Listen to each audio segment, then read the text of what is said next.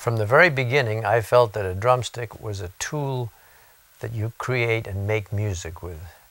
A violinist spends thousands and thousands of dollars on a good violin, and for a bow, he'll spend anywhere up into the tens of thousands of dollars.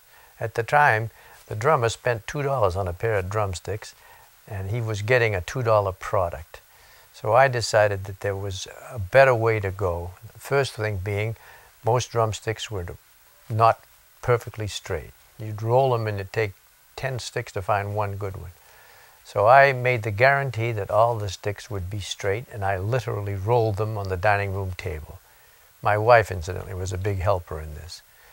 The pitch pairing came about when one day I dropped some sticks on the floor and noticed that they had a pitch that sounded like a mini xylophone. So I stumbled into the fact that if they had the same pitch, they usually had the same density and the same weight. And I would say hand doing it in that method was about 95% accurate. You didn't tap them on the floor, you sort of dropped them a certain way, and as you dropped them, within 8 or 10 sticks, you'd produce a scale. And you remembered within the scale, starting with the lowest one to the highest one, which was which pitch.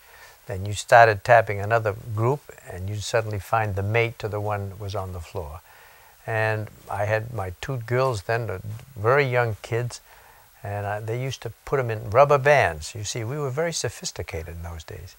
We started on the floor. After we needed now 2 and 3 guys sitting on the floor, that wasn't going to work any longer. And I thought, well, there must be another way to do this on a table. So I built a box, let me think, 2 feet square, 3 feet square, filled it with cement, dropped the sticks on it, and it was a complete thud.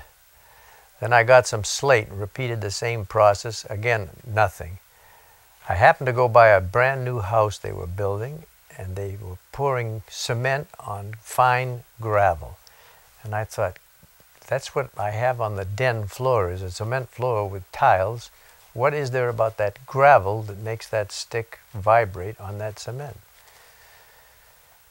I went to the beach, which is illegal, with a bucket and stole several buckets of beach sand, put the beach sand in the box, and I went to a gentleman in Maine that carved gravestones. And I got 2 gravestones, 18 by 36, and put them in the beach sand side by side. Much to my amazement, it really sounded like a xylophone when you bounced them off those granite stones. So now we went from the floor to the table, and that worked quite well for years.